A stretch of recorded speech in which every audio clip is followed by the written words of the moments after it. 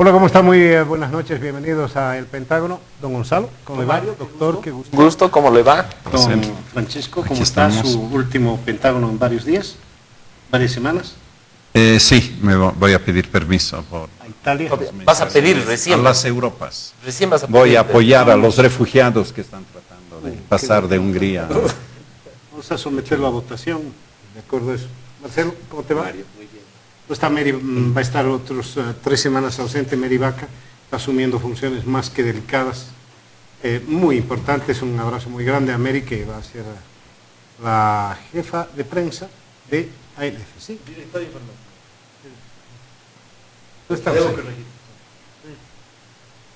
Don Rafa Archondo está con nosotros, que decimos un enroque largo en realidad. Sí, hoy vengo en el papel de Mary. Tú estabas de director de informaciones de ANF.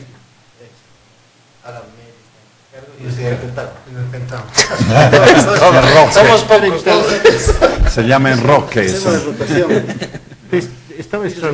Estaba estrangulando el gobierno a ANF por este salido, ¿no? No. Es difícil que estrangule a ANF el gobierno. Porque vive, por suerte, entre los clientes no está el gobierno, entonces, forma, digamos. ¿Qué está haciendo en México? Sí, son cosas más. O sea, ¿dejas la Cato también? Me voy. A México. Difícil dar clases en la casa. No creas, hay gente que lo hace con... Por Skype. A Hay gente que distancia. lo hace. Distancia. No presenciales. Muchos hacen con distancia. Casi como si no estuvieran. Bueno, lo que pasa es que estábamos antes del programa hablando de la seriedad que nos oprime, apenas Captura. las cámaras, ¿no? Y entonces hemos decidido un programa cómico. Tampoco, El ¿no? apellido me ayuda a mí en todo caso. De chistes. Sí. Cacho. El cacho. Don Cacho. Alguna vez cuando alguien en serio empezó a hacer bromas sobre la política boliviana, otra persona, no recuerdo, creo que fue Guillermo Bedregal, que le contestó: no creo que las cosas estén tan mal como para hacer chistes de la economía de Bolivia, o de varias cosas. Pero si no tuviéramos humor, creo que estaríamos mal. Las redes sociales son las que más se ocupan de esto. Lástima que sobre la corrupción no podamos hacer muchos chistes, por lo que nos ocurre una vez que nos metemos en tema. Y la corrupción, yo recuerdo hace muchos años, Carlos Mesa lo entrevistó a un señor John Kierkegaard, algo así. Kierkegaard, ¿no? Era un corruptólogo de gran renombre, y él decía: la corrupción no se combate con moral, no se combate con muchachos, sean buenos, hay un país de... No se combate eso, se combate con normas y con gente vigilando. Lástima que creo que si bien hay normas, hay poca gente vigilando, no solo en nuestro país, sino allende nuestras fronteras. El jueves fue que echaron a un presidente, pero en cuestión de 48 horas pasó a ser un presidente a ser un hombre detrás de las rejas. Y la corrupción ha salpicado a Chile. Pregúntenle al gobierno al hijo de Bachelet. Sí. Así es. Y además pregúntenle a la señora Dilma Rousseff y a Petrobras. Pregúntenle a la Argentina, que aparecen millonarios en Calafate y en tantos lugares. Mucha corrupción. Y no estoy seguro que Bolivia haya escapado eso. Pregúntenle a la gente del Fondo Indígena lo que está ocurriendo con narcotráfico. Pregúntenle a la registradora boliviana de buques, que tuvo varios problemas de corrupción. No estoy diciendo que el último barco con bandera boliviana, aunque dijeron que la documentación era falsa, etcétera, etcétera, haya habido corrupción. Lo cierto es que el registro boliviano de buques se convirtió en algún momento en un antro de corrupción terrible. Espero que las cosas hayan cambiado, pero de pronto la presencia de 5.000 escopetas para una policía o para el ISIS, nadie sabe qué, haya movido a esto, es parte indudablemente de la corrupción. Así que con esa introducción me duermo a continuación y hablen los que saben. No duermas, Mario, no duermas. No, muy bien. Los que saben. ¿Qué saben? Todos callados, todos callados. Sí, Bueno, sigue hablando, Mario. hay algunas preguntas que uno se puede hacer. ¿Qué ha pasado para que haya tantos casos de corrupción en América Latina? ¿Dónde hay que apuntar? A los gobiernos que han relajado los controles, como has dicho antes, ¿no? No se combate con buenas intenciones. Presidente de Guatemala, que acaba de ser destituido, había ido con la consigna de una lucha frontal a la corrupción. Algunos no van, todos van. Mano dura. Todos van así, con esa idea, ¿no? Pero este, digamos, venía precedido de esa fama de duro, ¿no? Entonces, debe haber una explicación. Evidentemente, tú has hecho un listado muy corto, podríamos aumentar mucho más. Casi ningún país se libera, ¿no? Hablaba Argentina, Paraguay, ni hablar, ¿no? Nosotros tenemos prohibido hablar de Paraguay desde que estaba nuestro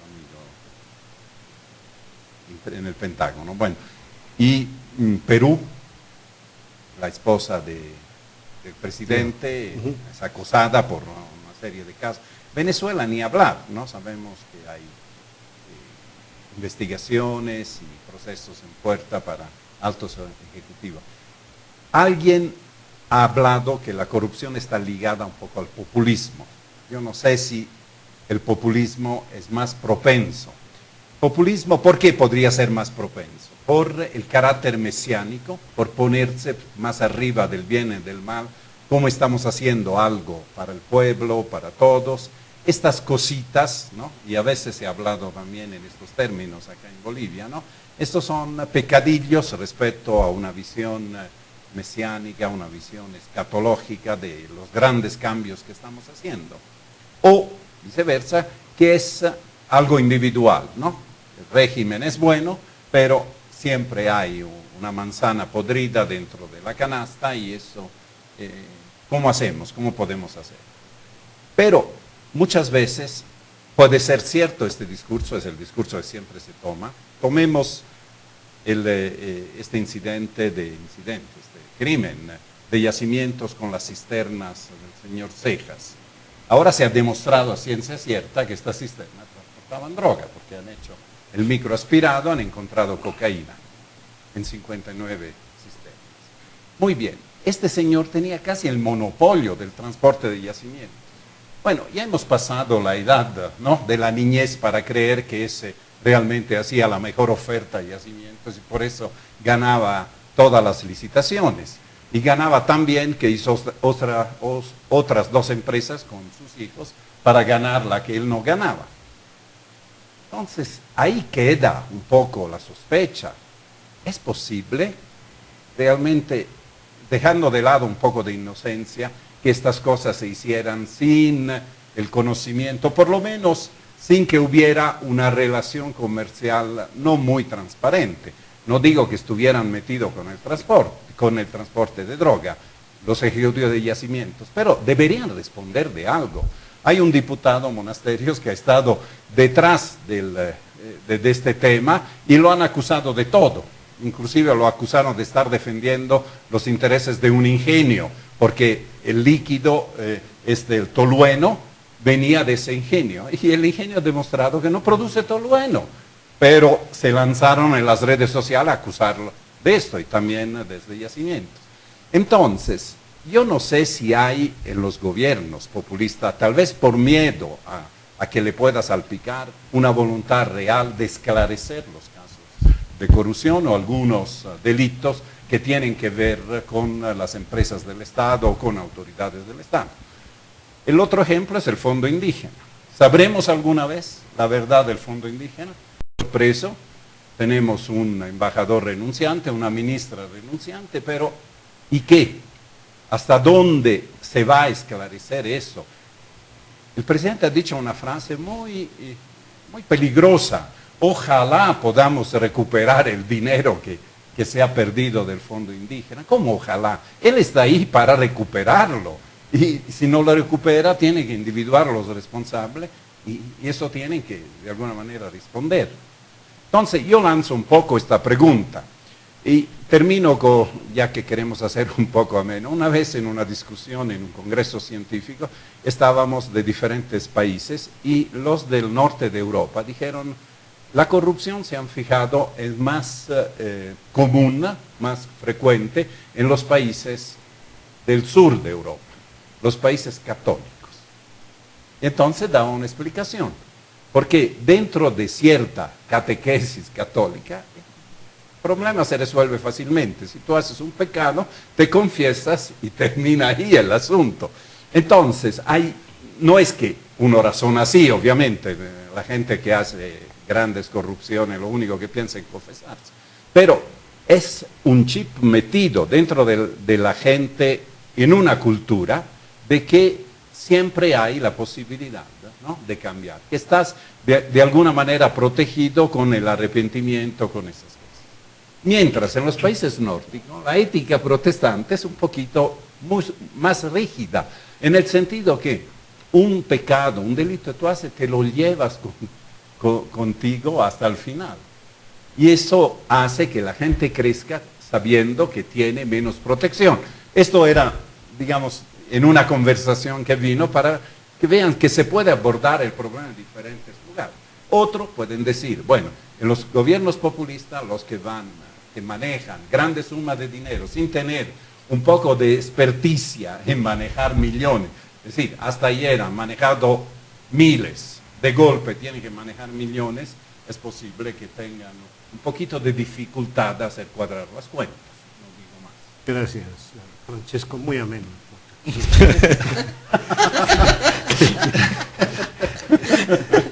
Yo quisiera asociar en realidad este tema de corrupción con el lado de la parte de la justicia, porque hay una contradicción, creo yo, porque cuando se entiende que salta públicamente un escándalos, inmediatamente lo que hacemos en sociales y en el común es no generar la presunción de inocencia de nadie, absolutamente de nadie.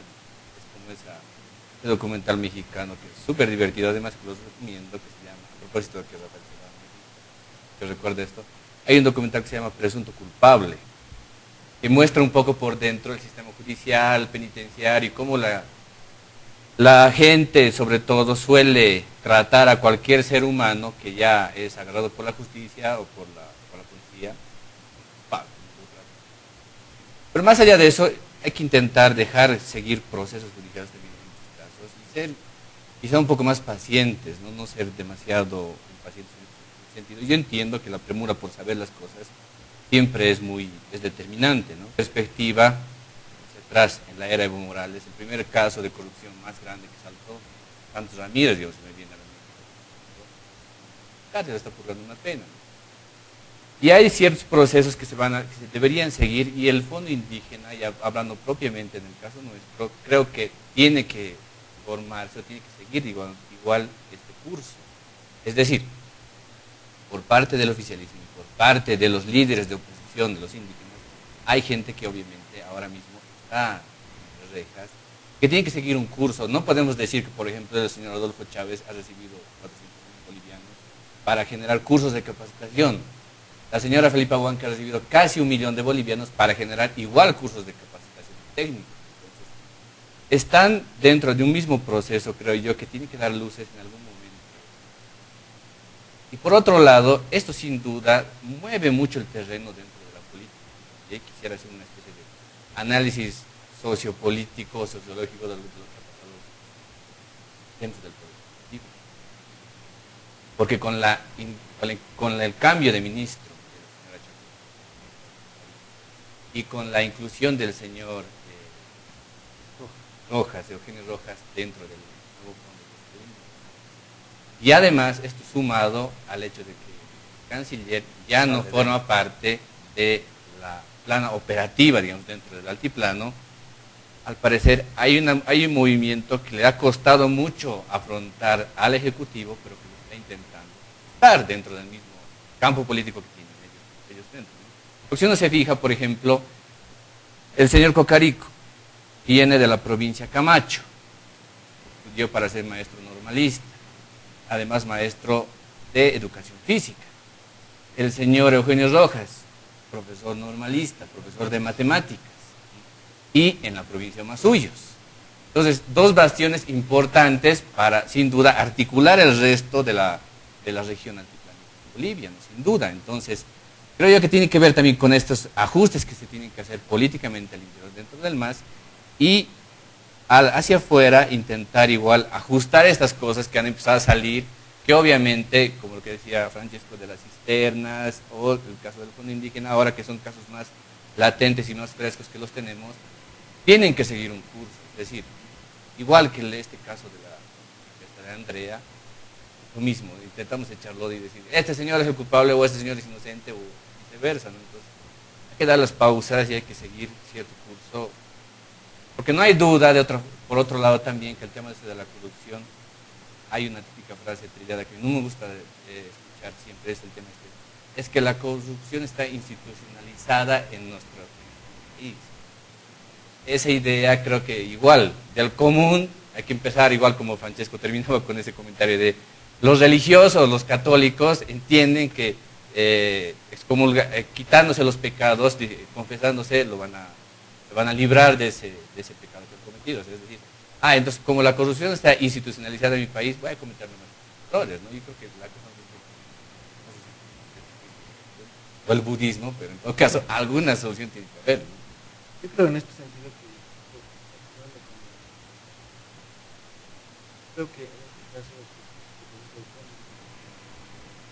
el tema de la religión creo que juegue una variable importante. Y el mesianismo, ¿no? Que podría ser también una forma de explicar el tema, ¿no? Y efectivamente lo que se ha dado es el establecimiento de una institución de reglas realmente cuestionadas. No sé si el mesianismo ha hecho que eso se verifique en la práctica o más bien eso se modere, ¿no? Porque podría ser que el Mesías más bien tiene las posibilidades de extralegalmente de alguna manera impulsar ciertas cosas que las propias normas no están habilitadas para hacer, ¿no? Y obviamente los religiosos ahí no creo que jueguen ningún papel. Es probable que a nivel general se pueda hacer tal vez una aproximación de este tipo, pero yo creo que en los asuntos concretos específicos, y siguiendo con el análisis que hacía Marcelo, en el caso del fondo indígena lo que tenemos es un porcentaje del IDH destinado a organizaciones sindicales, bajo la premisa de que estas organizaciones tienen que impulsar la productividad. Aún se sigue manteniendo ese criterio, ¿no? Se dice que el nuevo fondo indígena se va a ocupar ahora de proyectos productivos y no tanto de fortalecimiento de las instituciones, ¿no? Me parece que esa premisa está equivocada. Y las organizaciones sindicales, las que por lo menos están ahí, que toman decisiones, y las que en todos estos años han decidido dónde van los recursos, no tienen un perfil productivo, ¿no? Es decir, lo primero que se le va a ocurrir a un sindicalista cuando observa que hay fondos disponibles es inmediatamente talleres, ¿no? Cursos de capacitación, viajes, ese tipo de cosas, ¿no? Es automático, es decir, un dirigente sindical está en eso. Si uno abre el maletín de un dirigente sindical va a encontrar convocatorias, proyectos, pero cuestiones que tienen que ver específicamente con los sindicales, con las tareas de la representación. Entonces, me parece que en este caso específico, respondiendo un poco a la pregunta de Francisco, el problema está en el diseño institucional, ¿no? Puede haber un Mesías, pueden ser todos católicos, todos protestantes, no sé si eso va a cambiar las cosas, pero si existen dentro de las reglas internas del fondo la otorgación de un poder casi omnímodo a estas instituciones para que dispongan de estos recursos de una manera francamente discrecional, ¿no? ¿Cuál es el problema del fondo indígena? Que solamente un proyecto ha concluido. Y lo que hacían es recibir los fondos, disponerlos de una u otra manera y no rendir cuentas, porque ese es finalmente el corolario de este proceso, ¿no es cierto? La ausencia total de rendición de cuentas, y ahí no importa si Chávez está en el lado de la oposición o del gobierno, si Juanita Anzieta, o sea, es absolutamente irrelevante la membresía, la militancia de cada uno de ellos, porque el fondo indígena fue concebido de esa manera, como un fondo para que las organizaciones recibieran como una especie de retribución, ¿no? Por haber contribuido a derrotar a Sánchez de Lozada, por haber formado parte de la guerra del gas, de la Te guerra puedo del agua. corregir, no fue concebido para eso. El Fondo Indígena fue creado con la Ley 3058 de hidrocarburos y fue reglamentado no por el Rodríguez MAS, Belcé, sino por el gobierno de Rodríguez Belcé. Lo que ha habido ya un manejo discrecional de este fondo con los dirigentes de las organizaciones, cuando podían tener un directorio político, pero los beneficiarios no debían ser organizaciones sindicales políticas, sino debían ser cooperativas productivas, alcaldía. Es decir, no se puede decir que el MAS ha construido el fondo a su imagen y semejanza. Yo creo que sí, Francesco. Honestamente creo que sí. Que vino porque desde antes. Porque si se hubiera concebido de otra forma, se lo hubiera concebido también de distinta manera. No como quedó concebido y finalmente resultó ideal, digamos así, ¿no? Para los criterios y los objetivos del gobierno. Es decir, si hubiera habido realmente un criterio diferente, habría habido presencia de organizaciones productivas. No se lo pensó así, por supuesto no se lo modificó más adelante, ¿no? Ahora yo, Perdón, Gonzalo, déjanos hablar un ratito. por favor. Vas a hablar. Le quiero agradecer en realidad al Observatorio Boliviano de Medios de Comunicación y Opinión Pública que tiene la posibilidad de subirnos esto al YouTube y que puedan verlo las veces que quieran. Desde Europa. Desde Europa, desde Asia, de todo lado. Gracias. Todos los mensajes continúan. Bien, gracias. Estamos en el Pentágono, estamos tratando de hablar de construcción en América Latina, pero bueno, creo que a muy pocos le interesa lo que pueda hacer Petrobras y su presidenta en la cárcel. Además, creo el director de Relaciones Internacionales, estuvimos con él hace muchos años, varios periodistas. Le interesa lo que pueda hacer Petrobras y su presidenta en la cárcel. Además, creo el director de Relaciones Internacionales, estuvimos con él hace muchos años, varios periodistas, pero aquí creo que a nadie le interesa, es focalizarse acá. Gonzalo, dale, tú eres el abogado. A ver, yo creo que hay un contraste que pugnamos por tratar de no ver en general en la sociedad boliviana y en la latinoamericana. Creo que fenómenos parecidos ocurren, que es la institucionalidad discursiva versus la institucionalidad real en política con clientela. Y no estamos dispuestos a pagar el precio de la clientela en el discurso. En los hechos, así se hace y, digamos, el know-how político es, o sea, es ingenuo, como si no se es política. Eso permite explicar por qué algunas instituciones se entregan de lleno a la clientela, por ejemplo el Fondo Indígena, y otras no, la aduana. En esta gestión la señora esa fama más bien de ser el reverso de lo que ha pasado en el Fondo Indígena. Pero creo que es más bien una batalla de posiciones de cuánto puede capturar la clientela del Estado y cuánto se restringe para que más o menos el Estado no termine colapsado y deje de funcionar. Pero creo que el modo de hacer política de nuestra sociedad es algo que ni transparentamos ni es solo un mal de políticos. La sociedad también de algún modo vive así. Y tampoco estamos dispuestos a pagar algunos precios por una política distinta. De hecho, un esfuerzo por hacer una política distinta era la subvención a los partidos. ¿Para qué? Para que no saquen plata ilegítimamente y tengan que ver cómo hacen campaña. Con la furia contra los partidos, en buena parte legítima, pero causada también por clientelas, hemos llegado al otro extremo, que es no financiamos la política abiertamente, pero si no encontramos canales transparentes, vamos a encontrar los canales como los de perpetuar la clientela. La clientela además... No financiamos partidos, pero financiamos organizaciones. Está claro.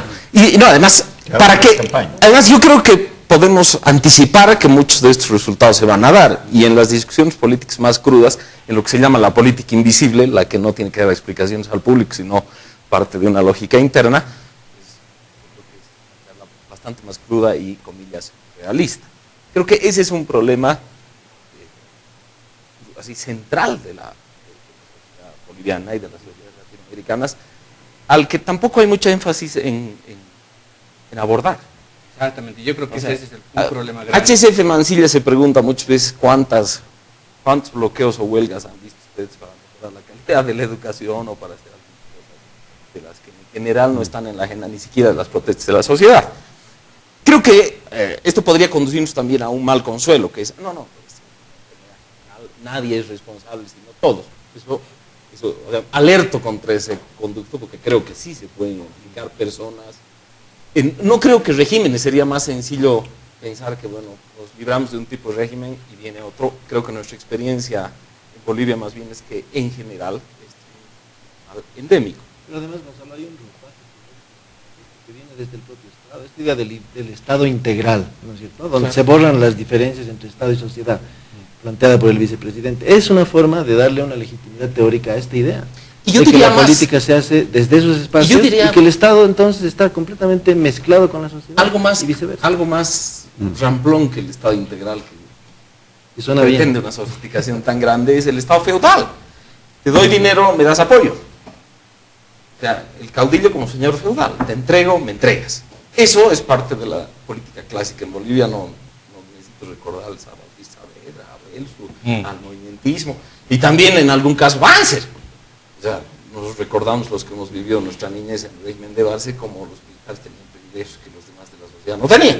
Entonces, creo que ese modo de premio de favores que reproduce muy bien la sociedad agraria que fuimos en origen, así de un protector grande que se ocupa del resto y ese resto que le entrega apoyo a cambio de bienes que recibe. Pero esa relación de lo informal que acabas de decir, que estás un poco explicándola, creo yo que es más bien una dimensión que no la explotamos y que no la sabemos afrontar como parte de nuestra realidad. Yo, por ejemplo, veo en la oposición que sigue teniendo una lectura demasiado formalista de lo que significa un partido o una organización política, por ejemplo. No se ha dado cuenta que tiene frente al que está gobernando y se maneja por todo el mundo de lo que es la informalidad, pero perfectamente. Y no se ha dado cuenta que en realidad nuestra política debería, o más bien, los políticos y nosotros mismos deberíamos empezar a afrontar esta realidad que la vivimos, pero no necesariamente desde la perspectiva de lo clientelista.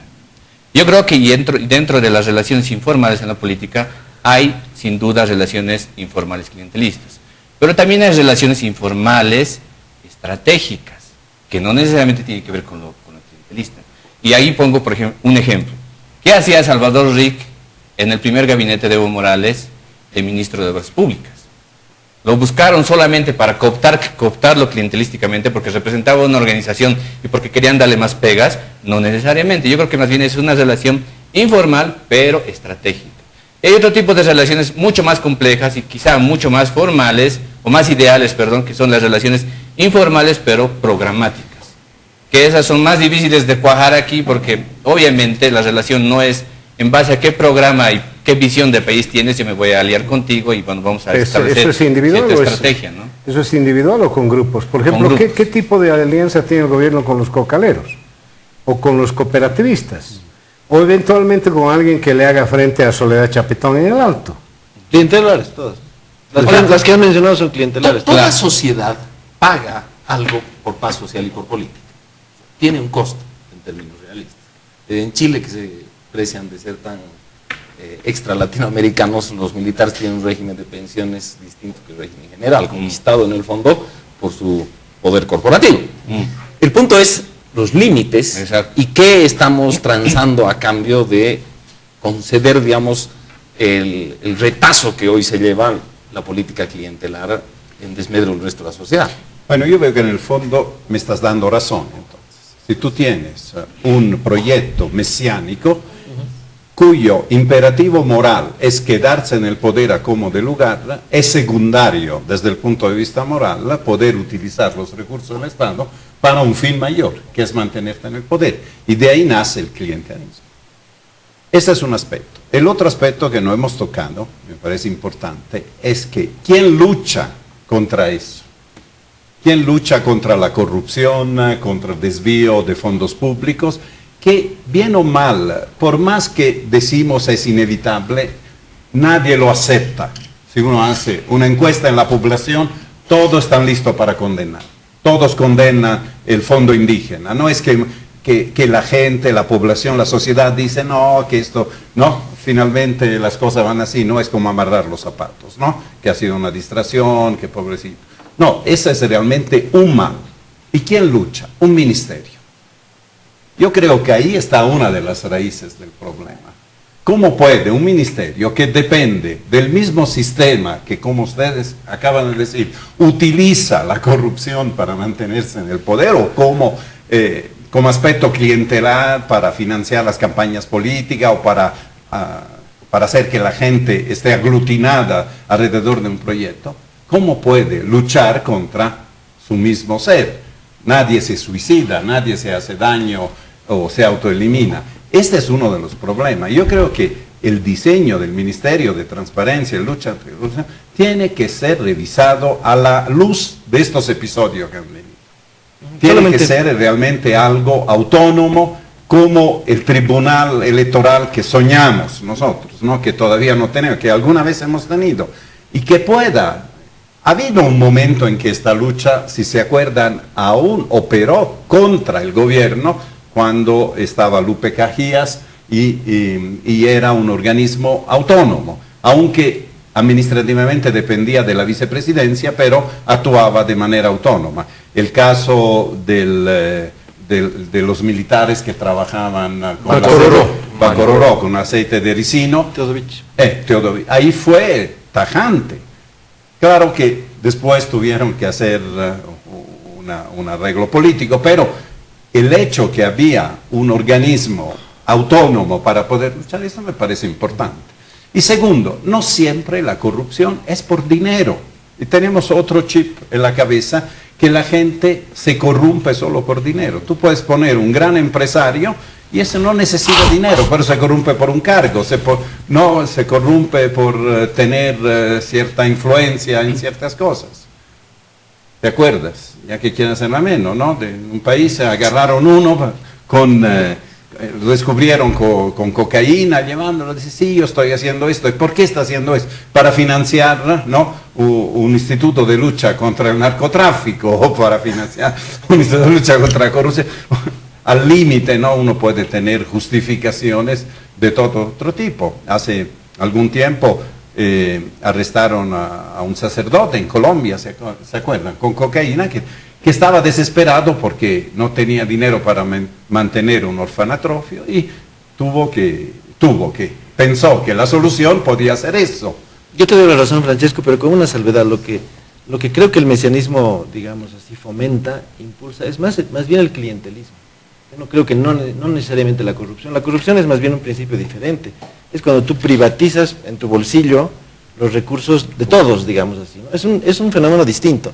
En cambio, a lo que finalmente hemos ido confluyendo es que este esquema es clientelar y que ese clientelismo efectivamente es el que garantiza más o menos de que el Mesías permanezca, digamos, por mucho tiempo en el poder. Es un sistema, una estructura de poder. Ahora, que ahí estén robando, ese ya es un elemento adicional, ¿no es cierto? Esa es, digamos, la forma en la que tú aprovechas quizás la falta de reglas, lo que decíamos, es decir, la falta de contrapoderes. Yo creo que ese es el gran problema en este momento del gobierno, que no tiene, o sea, yo me imagino cómo diseñar ahora, por ejemplo, el fondo indígena, un nuevo fondo indígena. El diseño que han planteado ahora, que está a cargo de Eugenio Rojas, es muy parecido al anterior, porque sigue dependiendo de las organizaciones. Les han reducido su poder, eran 8, ahora son 5, y ahora hay un ministerio más. Entonces lo que han hecho es cambiar la proporción de los votos. Entonces ahora el fondo indígena ha sido, digamos así, estatizado, ¿no? Ya no le pertenece a las organizaciones, le pertenece al gobierno, ¿no? Pero como estamos en este esquema donde el gobierno y las organizaciones francamente no tienen una diferencia, son parte del mismo esquema, entonces en los hechos no ha cambiado nada, porque la concentración de poder que se da desde el gobierno, desde el MAS, en los municipios, en las organizaciones sociales, en el ejecutivo, en el legislativo, en todas partes, hace que muy difícilmente tú puedas tener un contrapeso, ¿no? Porque si tú quieres luchar contra la corrupción, tienes que tener a alguien que tenga un incentivo genuino para controlar lo que tú haces, ¿no? Que por alguna razón sienta que va a ganar si descubre que tú estás robando, ¿no? Y el gobierno creo que no tiene a nadie con ese incentivo, ¿no? Salvo algunos núcleos de la oposición que, como bien nos ha descrito Marcelo, no tienen una visión, creo, apropiada de la realidad que vivimos, ¿no? Entonces yo digo, ¿qué podría hacer el gobierno si genuinamente quisiera tener un fondo indígena que funcione de forma transparente y sin corrupción? ¿Qué tendría que hacer? ¿A quién tendría que poner en la mesa? ¿A los del Pentágono tal vez? No, gracias. ¿No? No sé. Hay un prejuicio muy extendido moderno que es el Estado lo puede hacer todo, le podemos entregar, es una organización casi divina a la que le entregamos una misión y va a encontrar el modo organizativo, los recursos humanos y todo para hacerlo. Y ese es un prejuicio no boliviano, sino universal. Yo creo que es un prejuicio que muchas veces se ve contrastado con fenómenos como este. ¿Dónde sacan la gente para controlar? ¿Dónde sacan la gente? Los recursos humanos, ya no hablando de la gente virtuosa, los recursos humanos idóneos para hacer una tarea como la que describes. Y porque yo veo, por ejemplo, algunos intentos de arreglar al vuelo el fondo indígena con métodos precarios en defecto de cualquier otro. No hay nada que es, tendremos al fondo indígena un poco más cerca de la oreja del poderoso para ver si con un grito eso se soluciona. O sea, estatizarlo en tu fórmula significa eso, o sea, tener un poquito más cerca para que cualquier ruido me llegue más Y rápido. por lo menos hay una responsabilidad, porque a Chacollo que decía, yo estaba solita, ¿no? Solita, todos ellos decían Como además, como si un fueran opositores. no, además, como si un ministro no pudiera, por último, si está solo, salir y decir, bueno, aquí yo estoy lo firmo. en minoría, pero acá Entonces, hay el un nuevo grave fondo problema. indígena, ahora los solitos son los dirigentes, entre comillas, ¿no? Entonces ellos ya no serían tan responsables. Pero lo que veo es un ingrediente distinto para tratar de hacer algo que ejerza un control del Estado, no sabiendo cómo hacerlo en verdad. Porque, como digo, creo que se parte del prejuicio de, hacemos un decreto, me pareció a mí muy curiosa la solución, por ejemplo, del nuevo director, que es, necesitamos reglas. Yo no creo que se necesiten reglas escritas, no es problema de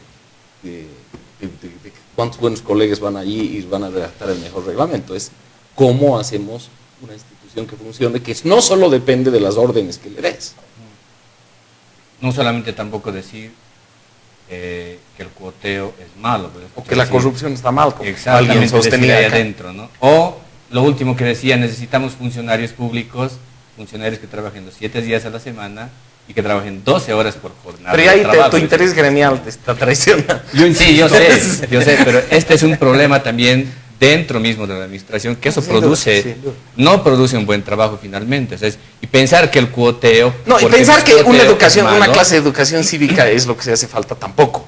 Ahora sí yo me propongo una pregunta cercana a la que formulaba de inicio Francesco, que es, si nos abstraemos de las incidencias de quién, cómo, qué, y vemos un poco el clima, no hay nada que ser que vivimos también una época muy pesimista, ¿no? En la que pareciera que la mayor parte estamos, digo, más enfrascados en cómo salvamos el propio cuero que en hacer empresas grandes, más soñadoras. Me da la impresión que hay un clima de pesimismo como sustrato de la... Pasó la época de la utopía, dices. Y eso contribuye, tú dices, a...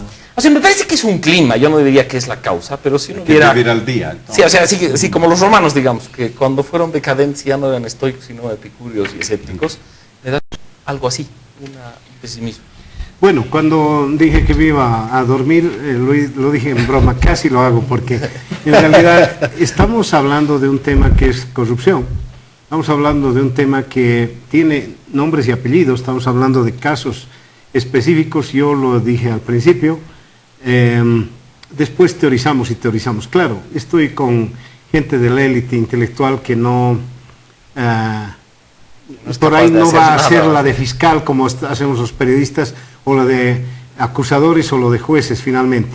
Pero eso la verdad es que la corrupción da para este otro abanico también, que es teoría, es hacer la de clear cut, un corruptólogo, ya los dije al principio, donde uno puede hablar sin ser entendido, por otro lado, y sin comprometerse en nada, en ninguna corrupción. Sí, el periodismo es otra cosa. Vamos a tratar de desentrañar algunos casos, voy a tratar de convencerlos, luego los mensajes.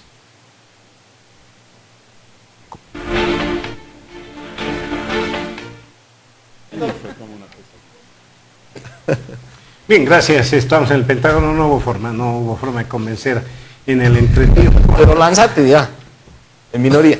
A ver si alguien... Nuestro mesianismo. A ver, Muestra cómo es. los voy a poner en situación medio incómoda en este instante.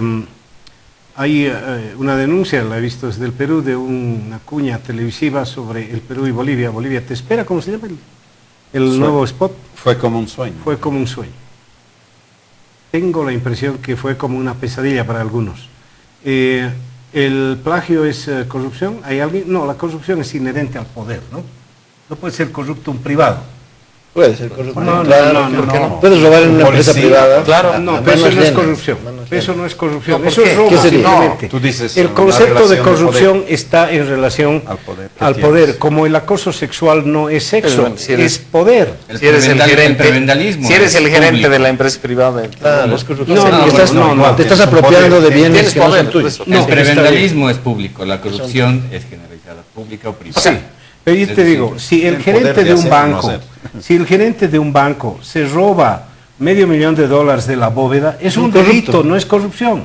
No, pues es que No, delito también pero- es de la corrupción. Porque lo está haciendo apropiándose de sus... O sea, esa no es Sí, una pero no está no es entrando el como un concepto. pasamontañas y un arma, está Sí. entrando como gerente. Exacto, Ese es pero te justamente digo, la el diferencia. concepto de corrupción es inherente al poder. Pero ¿cuál al es tu poder punto? político. Porque Claro, el pero un poder gerente está de banco también. no tiene poder. Lo tiene. Tiene, pues.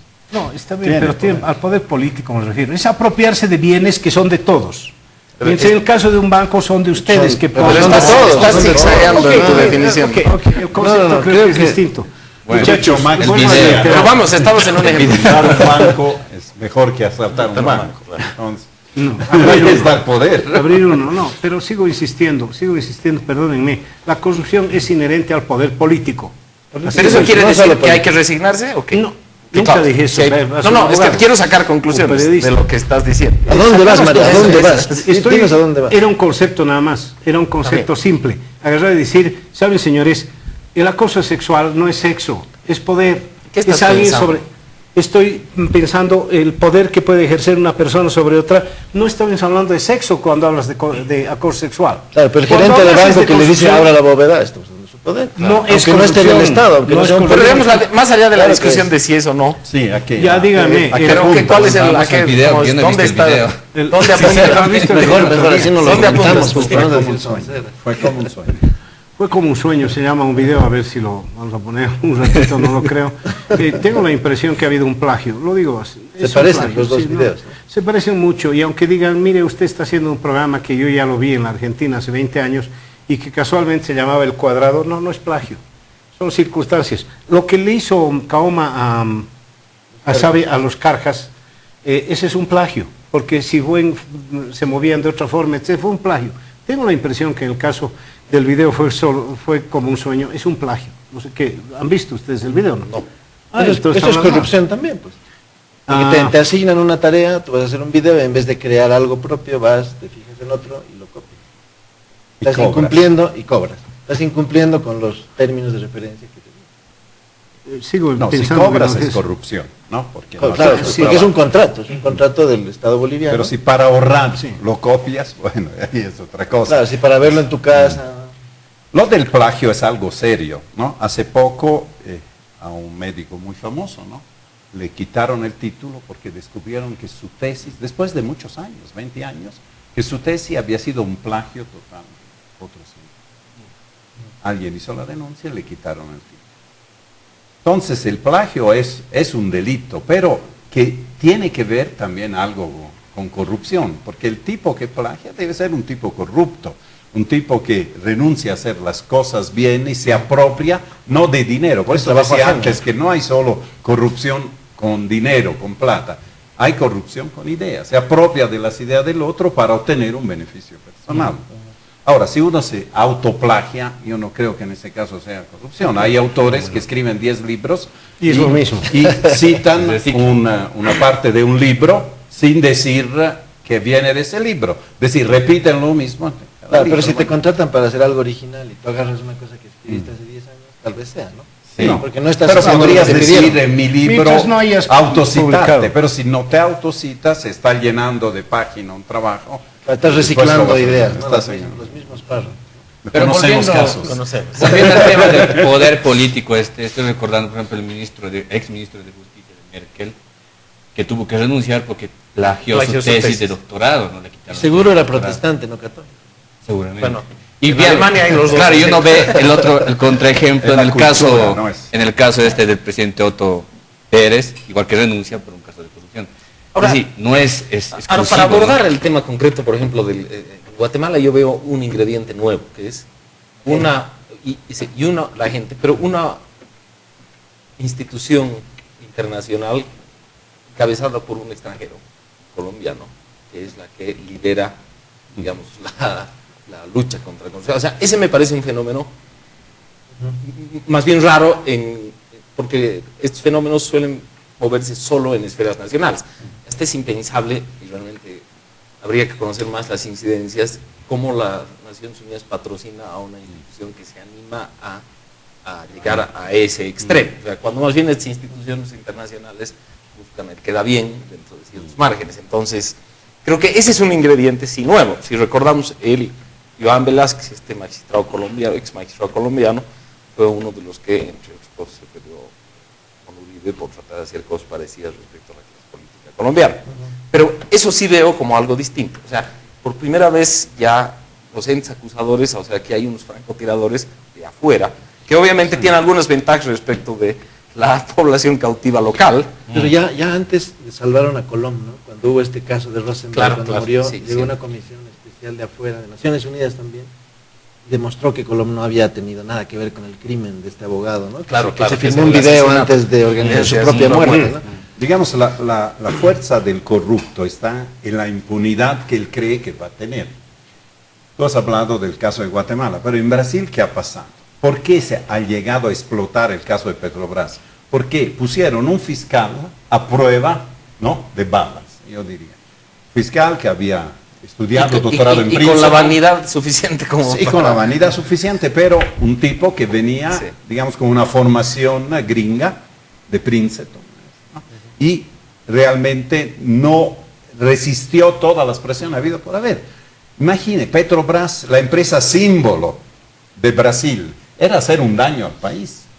¿Por qué? Porque la corrupción la hacen 3 individuos, no eran 3, era todo el director, no solo, eran los diputados, eran miembros del gobierno, ministros, hasta los presidentes. Lula no va a quedar limpio. Ya alguna vez hemos hablado que Lula en este mesianismo ha dado también mano larga. Pero yo para tengo que- la impresión, muchachos, que el tema de la corrupción no va por el tema de oportunidad que hubo en el Fondo Indígena y de movimientos sociales y preventales, etcétera, va por falta de normas.